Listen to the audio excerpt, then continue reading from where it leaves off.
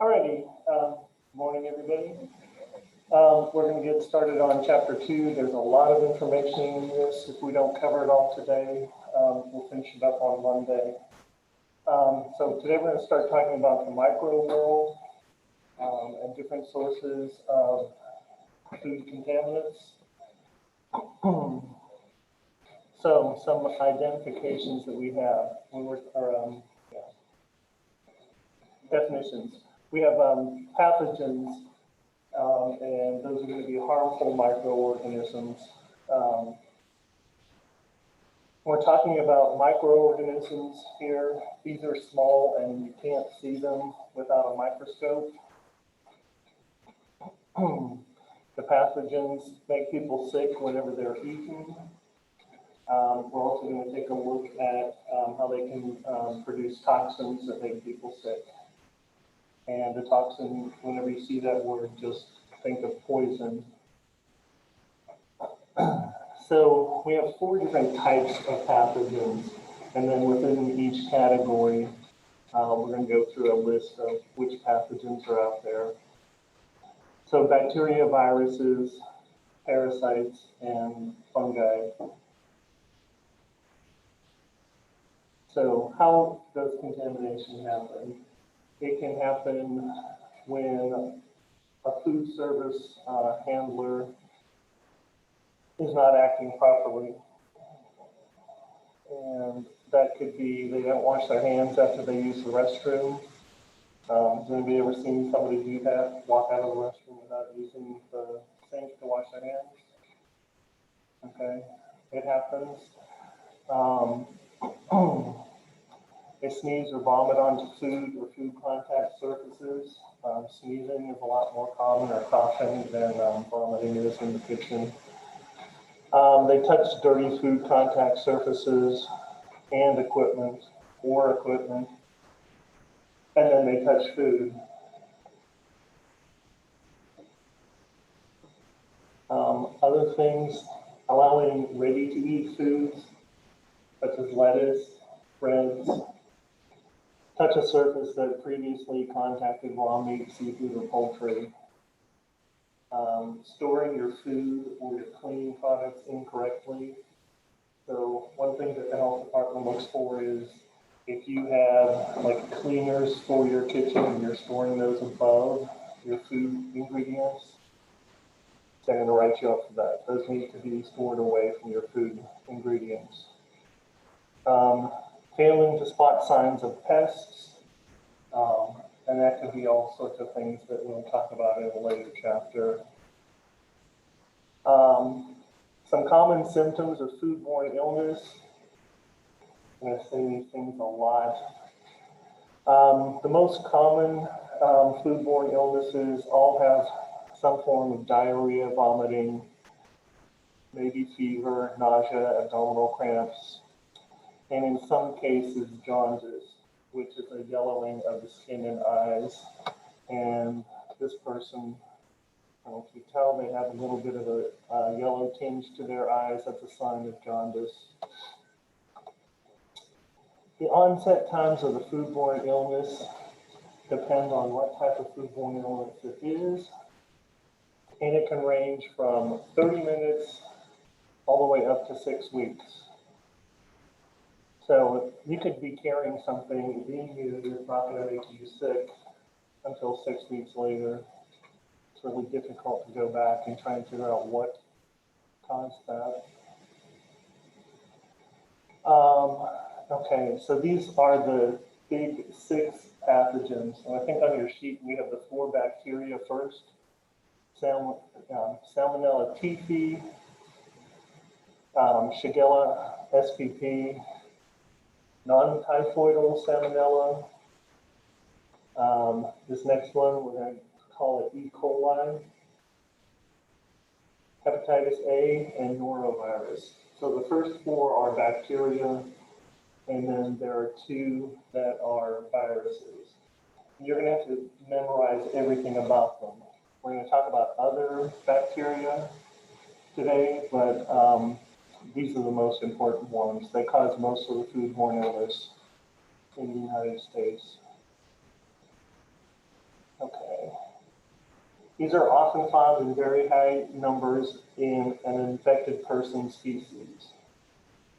And that can be transferred to food very easily, and very small amounts can make people sick. So the hand washing thing is really important in the restrooms. When you're working in a professional kitchen, you always wash your hands after using the restroom. But then when you walk back into the kitchen, you also wash your hands again, because you have to touch door handles. And just think of every door handle as being touched by somebody who didn't wash their hands in the restroom. Just remember, keep our masks over the nose, please. Okay. Shared characteristics of bacteria. They're found almost everywhere. On the pens, your cell phones especially, on every table, on every door handle. You know, unless it's just been cleaned and sanitized and nobody has touched it, there's going to be bacteria on it. There are good bacteria, and then there are the ones that are pathogens that will make you sick. They grow rapidly if the living conditions are correct. And they can produce toxins as they grow and die. That's because they are living things. And just like any other living thing, they eat while they're alive. And then they make waste when they're alive, so that becomes toxins. And then they die, and the decay of their cell causes toxins as well. So if you let them, like if you abuse the temperature of your food, you leave a chicken, raw chicken out all day long, there's going to be enough bacteria on there to make people sick. So our biggest thing to prevent foodborne illness from bacteria will be to control time and temperature. Okay, so what bacteria need to grow? This is also going to be important to know. There is a phrase, Fat Tom, which describes the 6 items that bacteria need to grow. So the first thing is food. Bacteria need some type of a protein or a carbohydrate to eat.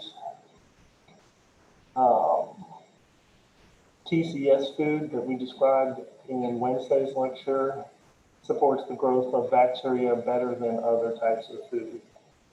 So all of those milk and dairy products and meats, chicken, seafood, all of those things need to be controlled for time and temperature. The A is for acidity. Anybody remember chemistry class in high school with the pH? We take a look over here. We've got the pH scale. 0 is completely acidic. 14 is completely alkaline. Neutral is right at 7. So this red zone here between about 4.5 and 7.1,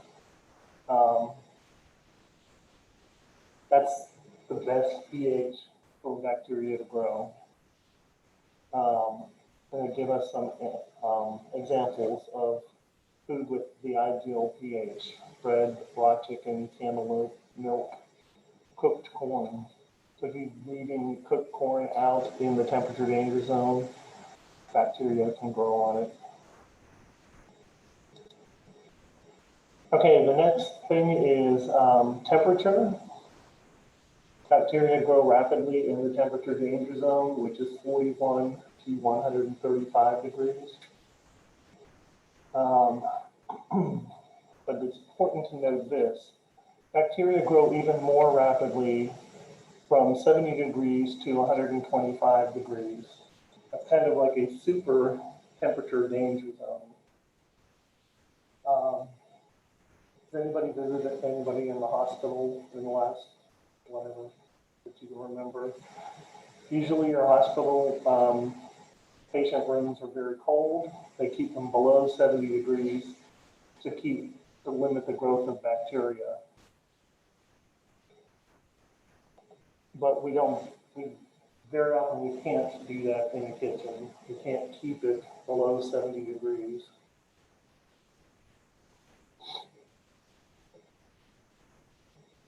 So keeping food out of the temperature danger zone limits the growth of bacteria. Okay, the second T is for time. Bacteria need the time to grow. The more time that they are in the temperature danger zone on a TCS food, the more opportunity they have to grow to unsafe levels. The O stands for oxygen, and you've got to remember that it works both ways. Some bacteria must have oxygen, and some bacteria will only live when there is no oxygen present. One of the examples of that is botulism. Okay, and then the M is for moisture. There is a measurement called water activity. It goes from 0 to 1, water being 1, and then the percentage of water goes all the way down to 0, water being present. So the lower that number is, the harder time bacteria is going to have to grow. So the things that we can control are time and temperature. We can control how long food stays in the temperature danger zone. We work in smaller batches. We keep the food in the cooler as long as possible. Or once it's heated, we keep it, or once it's cooked, we keep it above 135 degrees until it gets to be served.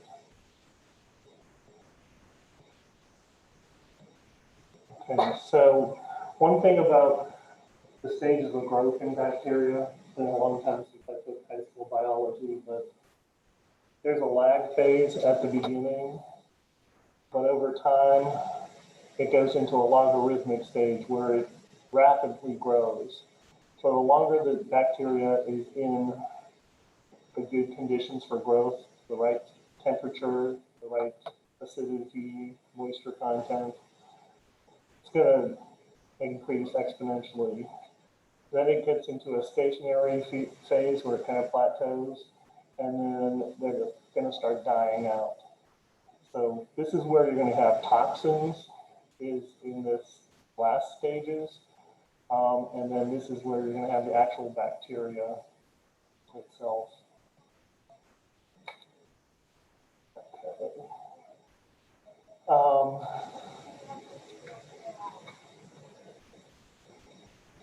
This is going over time, the number of salmonella cells over a period of up to 5 days. And this is at 95 degrees. So you're going to get a lot of bacterial growth early, like within a day and a half, if it's being held at 95 degrees. And then 42 degrees is the purple line here, where you have virtually no growth. But even 44, so if your coolers are running just a little bit warm, after a period of 5 days, you're going to start seeing bacterial growth. Okay. Bacteria can also change into spores. So that happens when they find themselves without the fat tom conditions that they need to survive. They'll form a spore. Those spores are found in dirt. Oftentimes, those spores can survive cooking temperatures, but they can also change back whenever the fat tom conditions are present.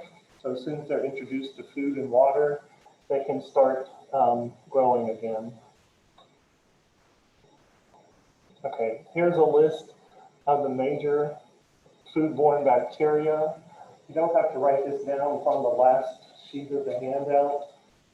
I have The 4 that I have highlighted in red are part of the big 6.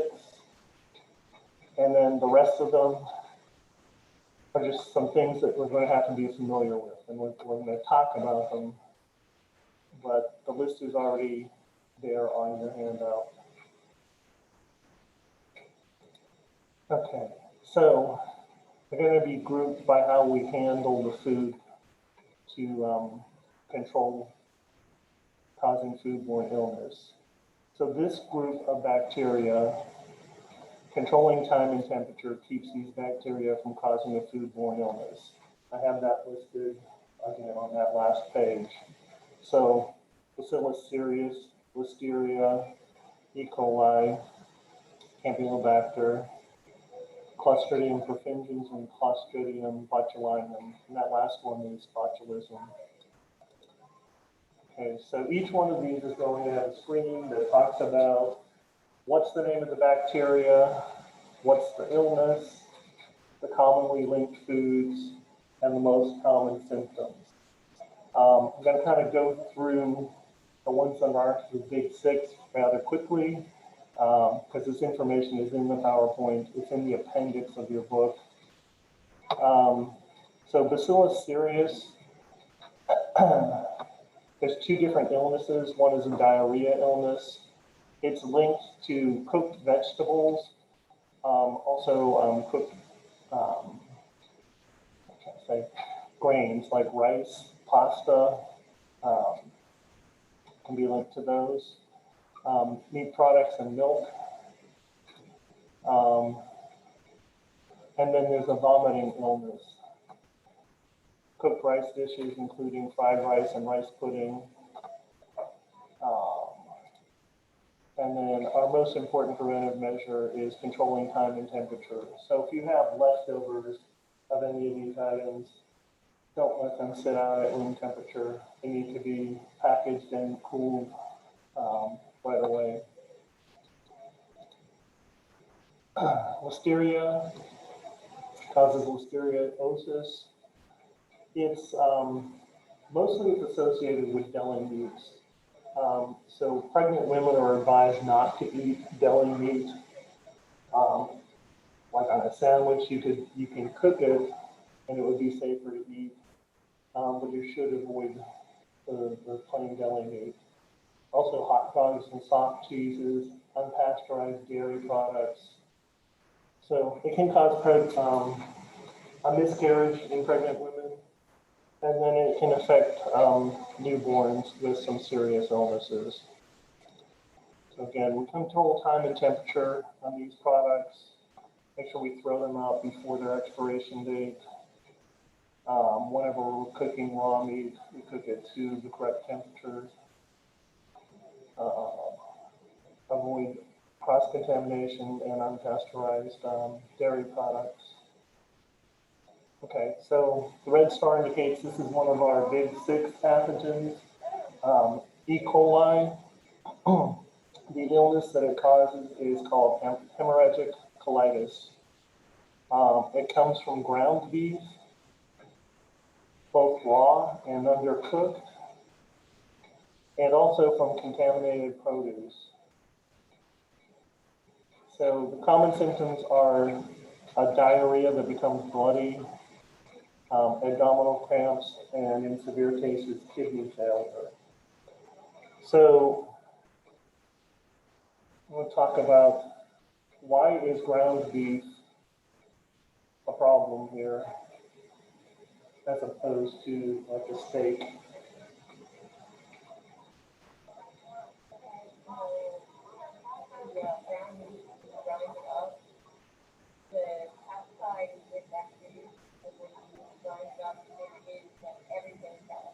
Okay, that's right. So what happens is the bacteria is on the surfaces of the meat. It's like every cow that's slaughtered has bacteria on the carcass.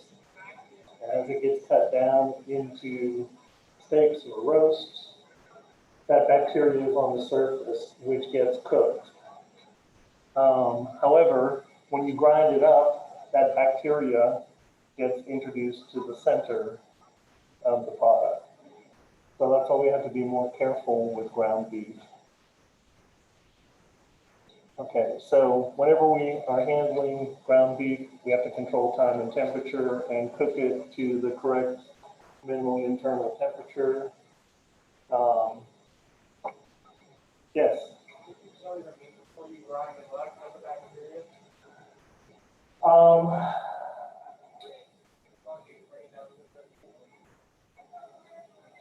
That's an interesting thing. People don't do that because it's like if you're running a restaurant, the volume is so high that if you do the grinder raw, then it needs to sear it and then run it through a grinder. And it should have issues because you have like a medium sized piece of like a steak or something in the grinder.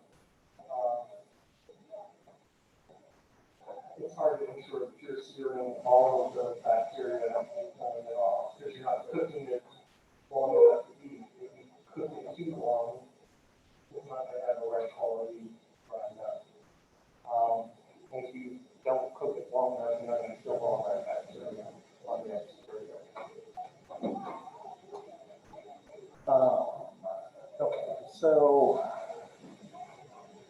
the next one is Campylobacter jejuni. It's linked to poultry, contaminated water, meat, stews and gravies, pretty much the same, the regular symptoms, and we prevent this by controlling time and temperature. Clostridium perfringens, commonly linked to meat, poultry, and dishes that we make with those. Common symptoms again, diarrhea and abdominal pain. Again, we're controlling time and temperature, and that includes cooling and reheating food correctly. So, like a stew is something that you might have enough of it that you have leftovers and you're going to serve the next day. So, we're going to be talking about how we cool something like that and reheat it. Botulism, commonly linked to incorrectly canned food, something called reduced oxygen packaged food. And if you think about a pack of bacon that is cryovac, that's what they're talking about. The machine sucks the oxygen or the air out of it and then seals the bag. Temperature abused vegetables such as baked potatoes, and it's especially linked to the potatoes that are wrapped in foil. You put them in the oven and bake them, and then take them out and leave them in the foil and leave them out at room temperature. That's the perfect setting for growing botulism. Also, untreated garlic and oil mixtures. That garlic is in an anaerobic state, so there's no oxygen, and that's where botulism can grow as well. So you would have to keep these things in a refrigerator. Okay, we've got some different symptoms with this: double vision, difficulty speaking and swallowing.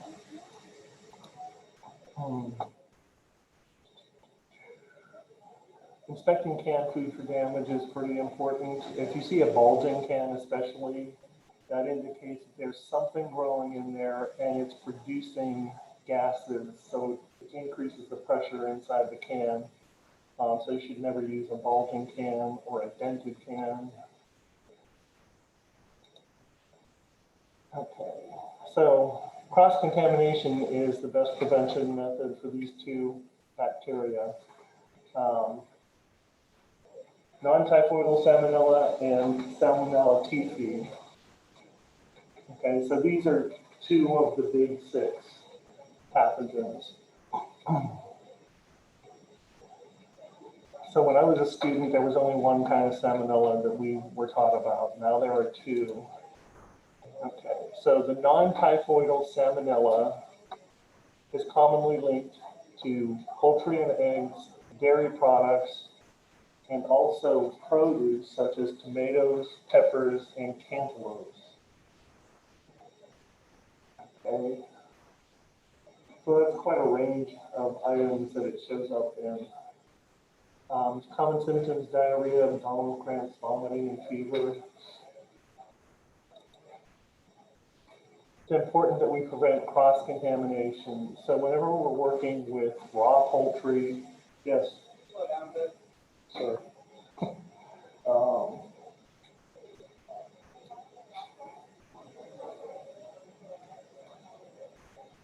and all these PowerPoints are on the on Moodle, so you can always go back and review if I'm going too quickly.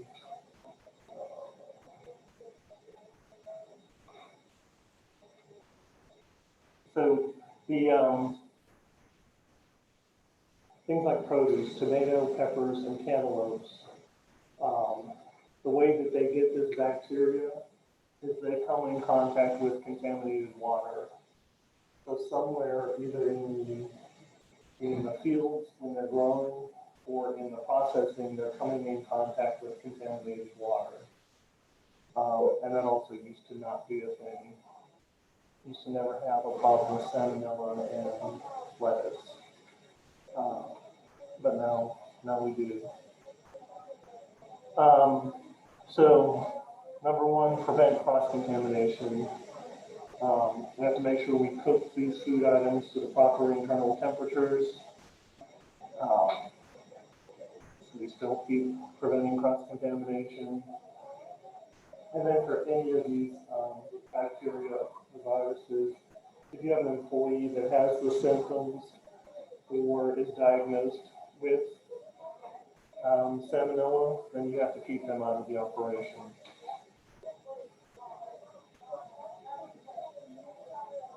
Okay. So the other type of salmonella is Salmonella typhi. The illness is known as typhoid fever. And this is commonly linked to ready-to-eat food and beverages. And that's because it comes from the people who are sick with typhoid fever or are carrying it. So common symptoms for this are high fever, weakness, abdominal pain, headache, loss of appetite, and even rash.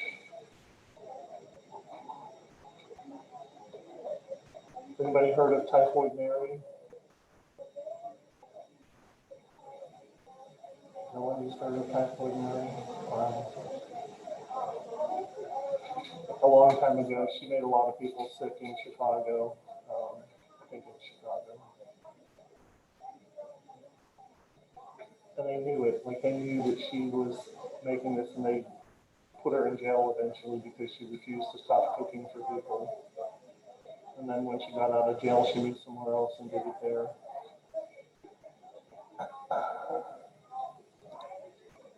Okay, so for someone that has typhoid fever, it's very important for preventing cross-contamination. Of course, anybody that's been diagnosed with typhoid fever has to stay out of the operation. Have to practice proper hygiene, cook the food to minimum internal temperatures.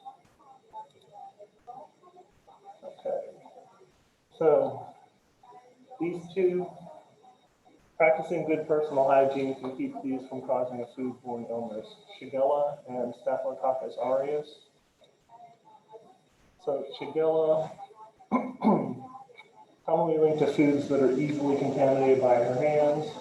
So any type of a salad that has TCS food in it, whether it's potato salad, tuna salad, shrimp, macaroni, chicken salad, any of those kind of things that somebody might touch with contaminated hands. Any question? Yeah. Just like for the no, all right. I'm trying to think. Yeah, we have two more bacteria to go through. Yes. The final, any of these could be on the final exam. The most important, and that, see, I'm not allowed to look at the final exam. I don't know what questions they ask. But y'all should just have like a list of the bacteria, and then the ones that I have listed as the big six, those are the most important, where you need to know the most things about it. And then, trying to think, because there's a lot of bacteria, there's only a couple of viruses, but then we have a lot of parasites and toxins that the book doesn't talk a whole lot about, but they still might ask you a question on the final exam. So the quizzes, like I know most of you have done a chapter 1 quiz, but it's due tonight, so if you haven't done that, you need to do that. Yes.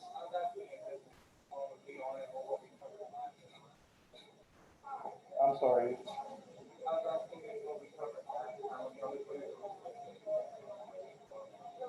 Okay, so chapter 1 quiz is going to cover chapter 1. Chapter 2 quiz can cover both chapter 1 and 2. And then as we progress, it will go backward and ask more questions about the prior and the current chapter.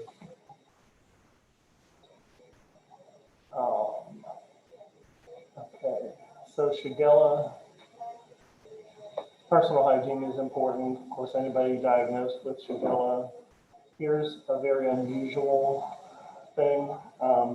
Control flies inside and outside of the operation. This is the only pathogen that we have that we associate with flies, and that's because flies land on things outside,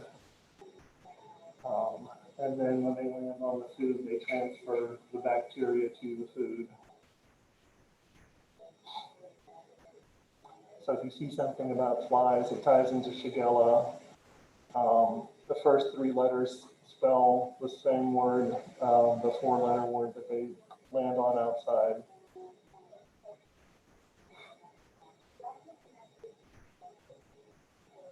Okay. Staphylococcus aureus. Again, this is tied into food that people would touch with their hands. This bacteria is on the surface of healthy people's skin surface, in your ears and nose. Important to practice personal hygiene. Wash your hands, particularly after touching your hair, face, or body. Cover wounds on your hands and arms. And then also hold, cool, and reheat foods correctly.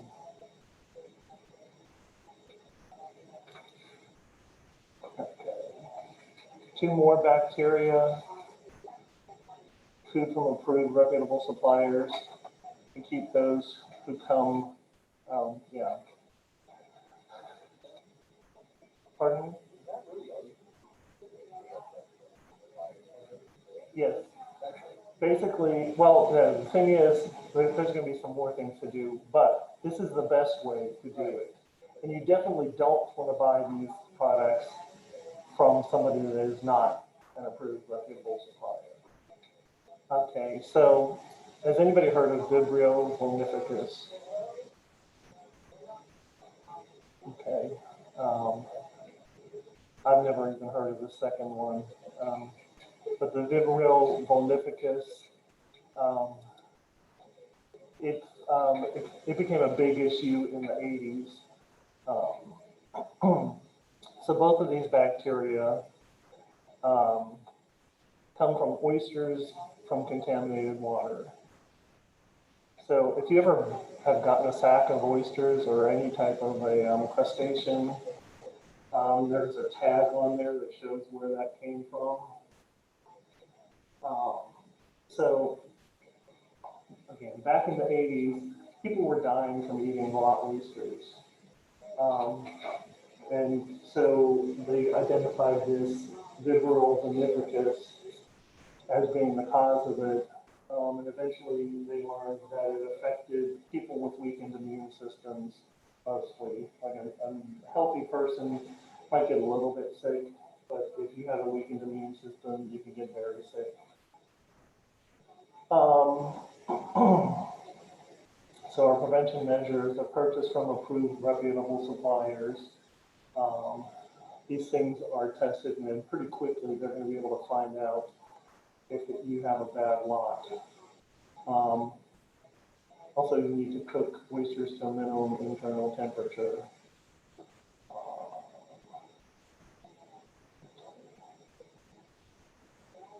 Viruses, okay.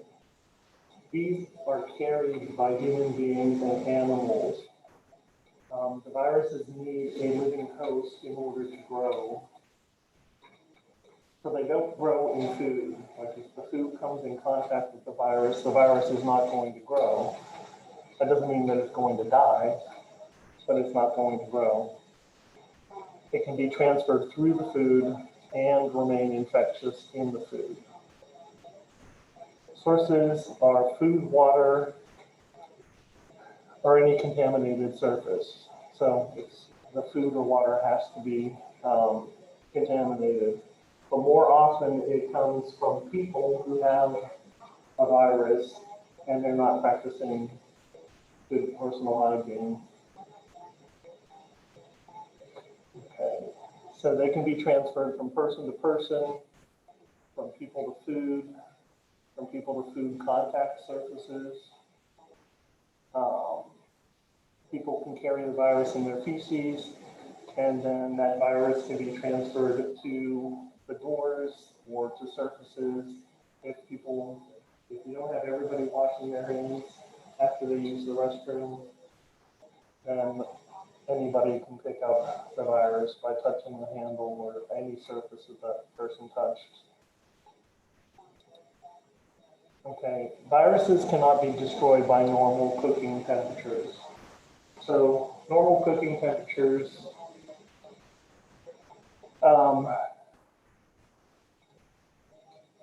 usually if you're putting something in the oven, it's 300 degrees at least, and it could go up to as much as 500 degrees, depending on what you're doing. Could be lower, maybe a little bit higher. That doesn't kill the viruses. You cook it at a higher temperature, you're going to end up burning the food. People won't eat it. So prevention measures for viruses exclude food handlers who are vomiting or have diarrhea or jaundice from your operation. And we're going to talk about the jaundice a little bit more. Make sure your food handlers wash their hands regularly and correctly. So if I see somebody in the kitchen and they're scratching their forehead or they're tasting food, always remind them you gotta wash your hands anytime you do something like that. And then avoid bare hand contact with ready to eat food. That's something else that we want to say a lot of times. What's a way to avoid bare hand contact with ready to eat food? Okay, the single-use gloves. So you're using them for one task, and they're disposable. So when you're done with that one task, take them off, throw them away, wash your hands, put on a new pair of gloves. We can also use tools like tongs that have to be cleaned and sanitized. And you can pick food items up with that so you're not using your actual hand to touch them. And especially in bakeries, you'll see like deli papers where the person will pick up the paper and then go pick up your donuts or whatever they're grabbing. So those are three good ways to avoid the bare hand contact. Okay, so these are two of the six main pathogens. Hepatitis A and norovirus. So hepatitis A is commonly linked to ready-to-eat food as well as shellfish that is in contaminated water. So, excuse me, fever, general weakness, nausea, abdominal pain. Jaundice is a later symptom. Okay, there's another picture of somebody's eye. Okay, so important preventive measures, practicing good personal hygiene. People need to wash their hands. Exclude food handlers who have been diagnosed with hepatitis A from the operation. Exclude food handlers who have had jaundice for 7 days or less from your operation. So if somebody presents like today with jaundice, I would have to tell them you can't be in this building where food is being handled. And that's because we don't know, there's many causes for jaundice. One of them is hepatitis A, which is very contagious through food. But there are others that are not. So that person has to be diagnosed for their cause of jaundice. So you can't have them in the operation. But once they have their diagnosis, if it is some other disease that is not contagious, they can come back. Everybody needs to wash their hands, avoid bare hand contact with ready-to-eat foods, and then purchase shellfish from approved reputable suppliers. Okay, norovirus, 2 stars. This is the #1 cause of foodborne illness in the United States, by far. Comes from ready-to-eat food and shellfish from contaminated water. Similar symptoms: vomiting, diarrhea, nausea, abdominal cramps. When it does break out, it breaks out very quickly. It happens, oftentimes it'll happen at a place like a university. I didn't hear about it at this Olympics, but I think in the last Olympics, the athletes in the Olympic Village were getting sick and just ran through the whole village.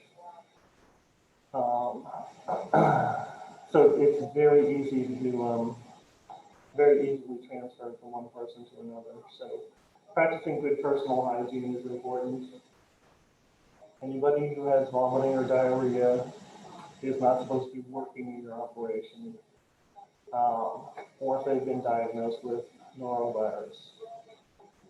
Everybody has to wash their hands, avoid bare contact with ready-to-eat food, and then purchase shellfish from approved reputable suppliers. Okay, now we're on to parasites. Parasites are not necessarily microscopic. They might be microscopic, but oftentimes you can see them. I found a good picture here that's not too disgusting. This is a fillet of fish, and then these are the parasites that are alive in here. So you often see them with seafood, wild game, or food that is processed with contaminated water, such as produce. So you have to be careful. When I was looking for photographs online, I found lots of prepackaged clean salad that had parasites in it. So they tell you you don't have to wash it, you can just go ahead and eat it, but you've got to be aware that that is a major cause or major source for parasites. So we have to purchase the food from approved reputable suppliers and cook it to minimum internal temperatures. If you're doing something like sushi or sashimi that's served raw or undercooked, you have to have documentation from the manufacturer that it was frozen properly. So all of the sushi and sashimi, the raw fish that you're eating, has gone through a freezing process, and when it's purchased, you have documentation indicating that that was done. Okay. So major foodborne parasites. I can't remember. Did I type that on your list? Yeah. Okay.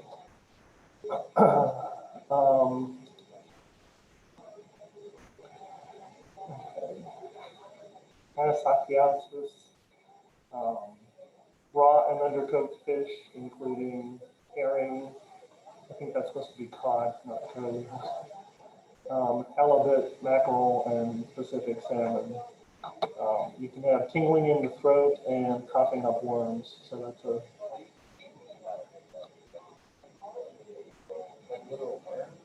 yes. Well, no, it's any variety of worm. Oh, I mean, it just attaches to the animal and is in their flesh. And then if you eat it and it's still alive, it can live in you and you become the host.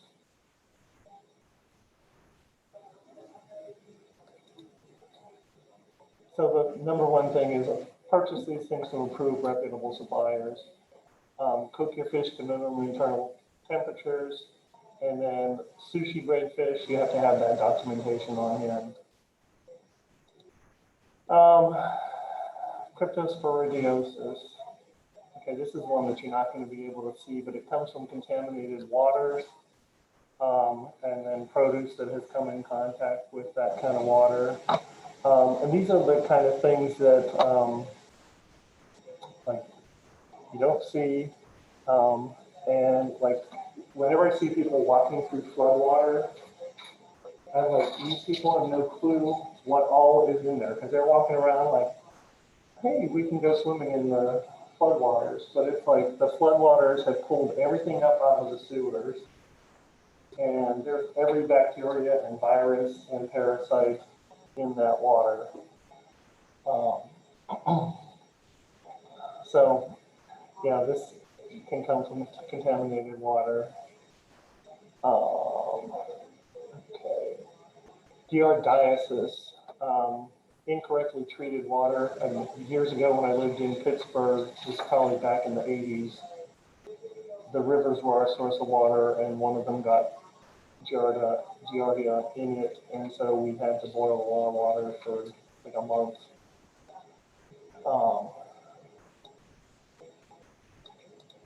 But that's the only time I ever heard of that kind of an outbreak. Cyclospora, also associated with incorrectly treated water, produce such as berries, lettuce, or basil. This one has diarrhea alternating with constipation. So you want to make sure you use approved, reputable suppliers, keep people with diarrhea out of your operation. And then the next category is fungi, which is molds and yeasts. Okay. Basic characteristics of mold: they spoil food and sometimes cause illness. They may produce toxins. So it's a living thing, just like bacteria and viruses are. They can grow well in almost any condition, especially in acidic food with low water activity. When I was in high school, I worked in a grocery store in the produce section. It's the first time I ever saw like moldy lemons. And it's like that's the exterior of the lemon has just the right characteristics to be growing mold on it. Okay. Molds are not slowed. I'm sorry, they are only slowed. They're not destroyed by cooler or freezer temperatures. Any food that has mold on it that doesn't belong in it needs to be thrown out. When I was a student, they said, well, if you had like a loaf of bread, you could just cut off the moldy part and serve the rest. Now they won't let you do that because you can't see where the mold has passed through. Okay, then we have yeasts. They spoil food quickly. They can produce a smell or taste of alcohol as it spoils food. And that's exactly what happens. If you've ever made bread, what's happening is the yeast is eating the starches. So virtually anything that has any type of starch in it, and that yeast is natural in the air, it starts feeding on the starches. It produces carbon dioxide and alcohol. So sometimes, like that's good when they're making beer or liquor or wines. You want that in there as part of the process. But some of these things, like I forget what these are, whether they're pecans or something else, like they've been sitting in a liquid and the liquid didn't have bubbles. So you can see that it's forming carbon dioxide bubbles in it. It's got a yeast in it. There's it's hard to see. This has some pink slime on top, but which also indicates yeast presence. Again, grows well in things like jams that are slightly acidic and have less moisture. So anytime you see that, you got to throw those away. That usually takes a while to happen. And in a restaurant, like you really don't want food hanging around long enough to start growing yeast or molds, because you want to send out a fresh product as often as possible. Okay, so I'm going to stop now and we'll pick up here on Monday.